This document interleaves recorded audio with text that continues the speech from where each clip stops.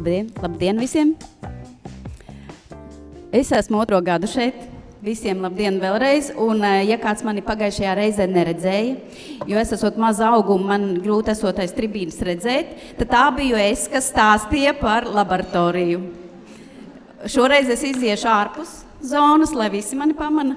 Un tad jūs ziniet, ka Nordic Plast pārstāvs tādu maza auguma runātājs, kas pastāstīs, kas mums aktuāls šobrīd.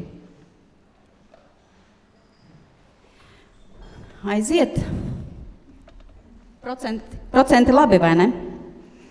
Tas ir no tā slavenā RAS informācijas valsts vides dienestā publicētās tabuliņas, ka mēs esam pārstrādājuši 57% plasmasas. Runiet par plasmasu, jo es pārstāvu uzņēmumu, kurš pārstrādā plasmasu. Vairāk kā 38 tonnas ir palaistas Latvijas tirgu un pārstrāde ir 22 tonnām. Tostarp Latvijā 11 tonnas. Iespējams, tas viss nav Nordic Plastā, jo plasmas skaitās arī PET un dažādi citi polimēri, bet normas ir labas, varam vairāk, es domāju.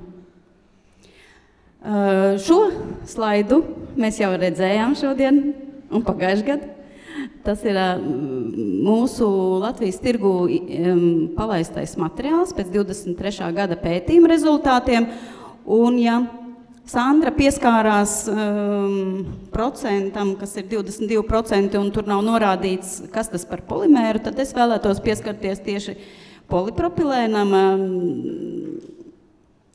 LDP, tas ir 4., kas ir 7%. Un HDP, jo šie produkti tiek pārstrādāti mūsu uzņēmumā. Tātad, ko mēs pārstrādājam?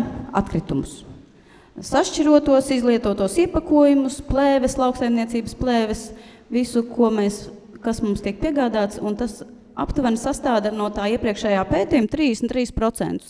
Pietiekoši liels daudzums, lai mēs būtu kompetenti runāt par šo problēmu. Nu, lūk, un te ir arī dati, kas atbilst vairāk faktiskajiem cipariem. Tie ir tonnas, ko Nordic Plast ir pieņēmis pārstrādēji. Latvijas materiālu, Latvijas atkritumus, sākot no 22. gada, jūs redziet arī 24. gada datus, tie jau ir reālie dati, vairāk kā 4 tonnas ir pieņemtas pārstrādēji, un prognoze ir ļoti skaista. Mums pašiem viņa ļoti patīk, un mēs to vēlētos arī pārstrādāt. Vienīgais man ir zināmas šaubas. Cipari saka kaut ko vienu, bet vai tas iepakojums atnāks līdz mums? Jo tur ir tā situācija ir ļoti interesanta.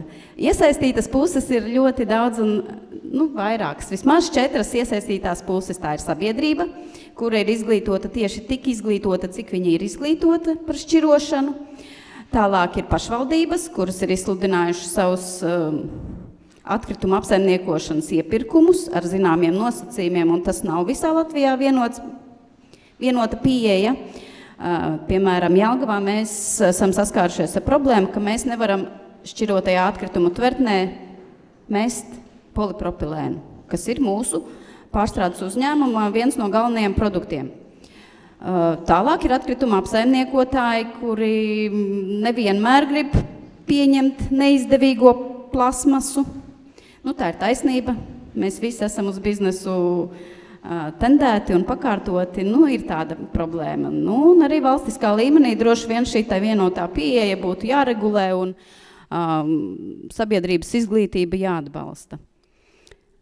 Lūk, ja mēs to visi tādā kopā sinerģijas ķēdē, kā Sandra minēja,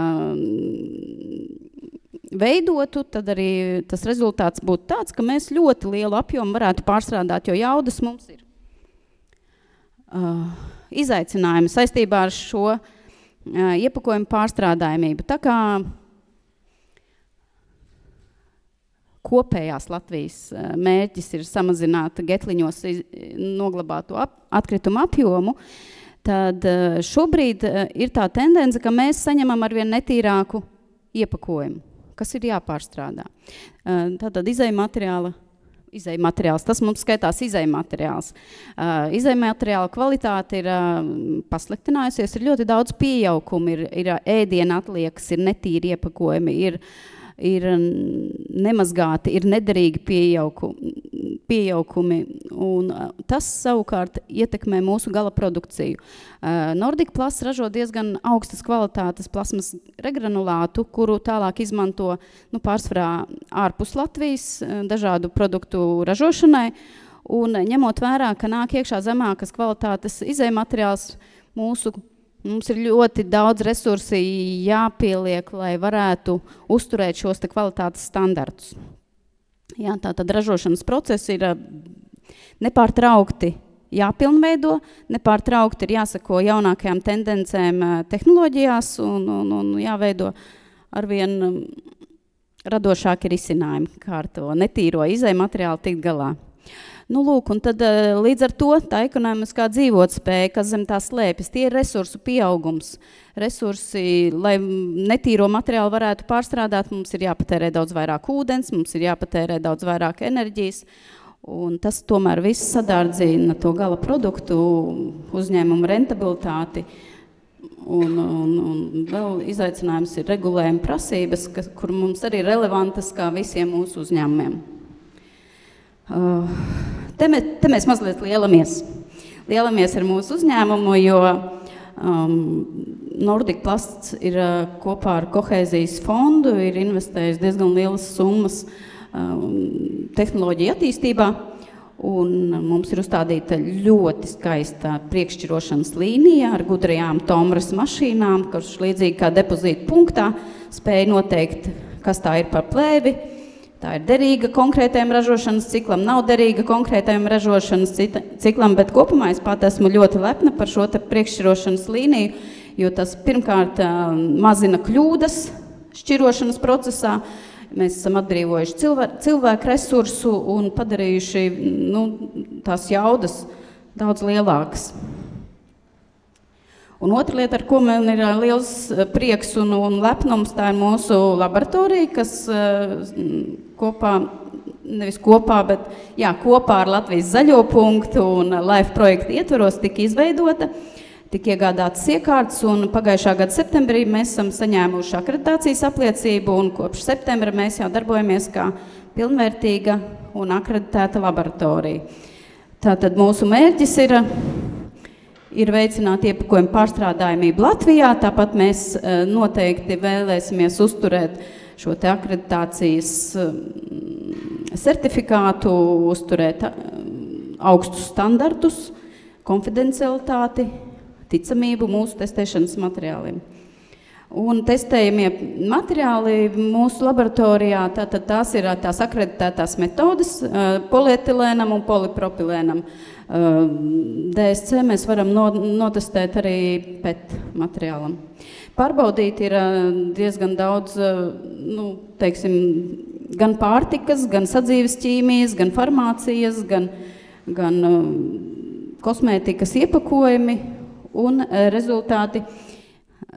No mūsu skatu punkti ir šādi. Tas nav laboratorijas skatu punkts, tas ir Nordic Plus ražošanas departamenta skatu punkts. Jo testēšanas rezultātā mēs izsniedzam testēšanas pārskatu, laboratorija, kā akreditēta iestāde, ir atsevišķa struktūra uzņēmumā, mēs dzīvojam zem viena jumta, bet tomēr viņa pilnībā neatkarīga struktūra vienība, un tālāk ar šo testēšanas pārskatu klients dodas pie ražošanas departamenta atbildīgās personas, un viņš savukārt izskata, cik šis iepakojums ir piemērots pārstrādai tieši arī Nordic Plus ražošanas tehnoloģijām, jā, mūsu procesiem, mūsu ekstrūderiem, mūsu mazgāšanas līnijām, visam kompleksam, kam jāaiziet cauri katram iepakojumam.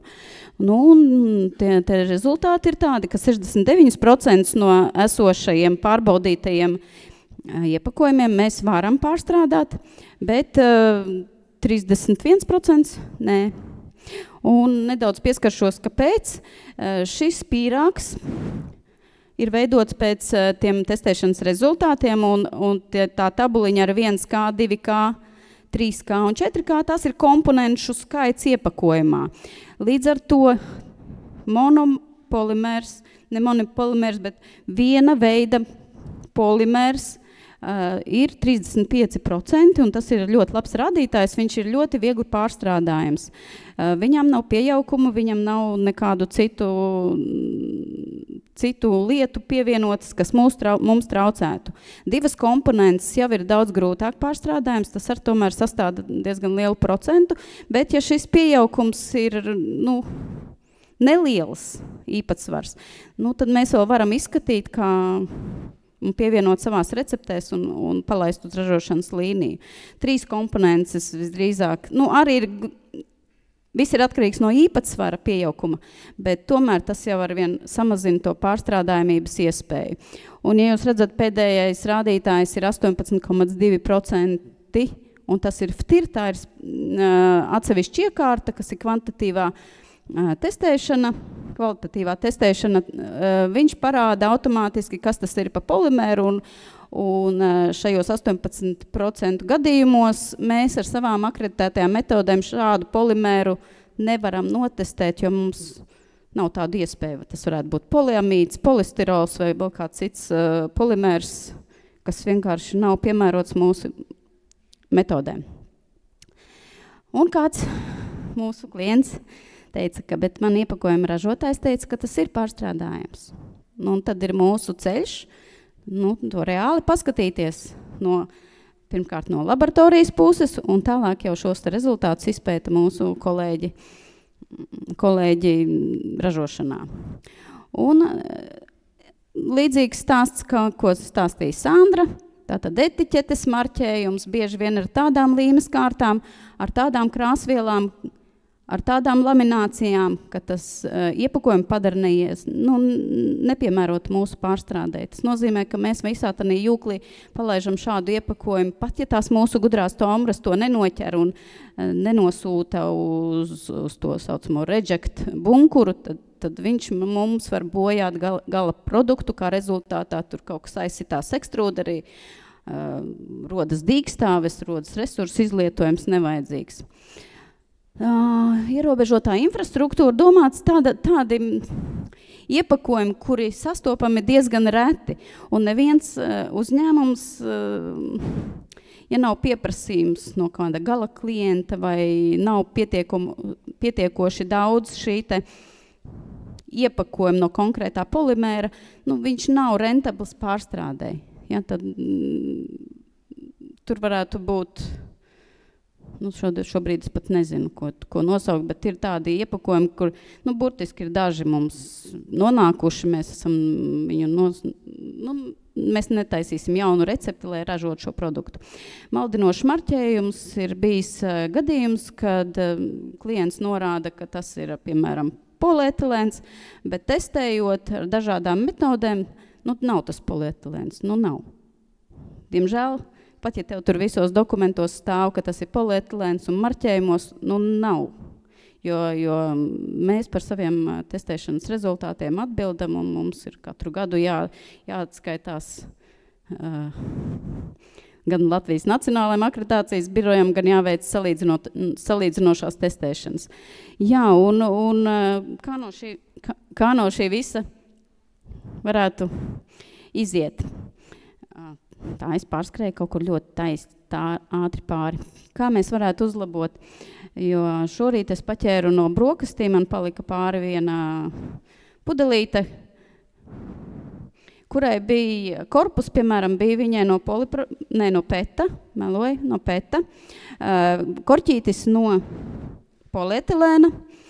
Mēs zinām, ka tehnoloģijas ļoti viegli atdala korķīšus no pudelītēm, tas būtu ok vēl. Bet viņai vēl bija tāds apvalciņš riņķī šai te pudelītei, kuru bez gariem skaistiem nagiem ir ļoti grūti dabūt nost.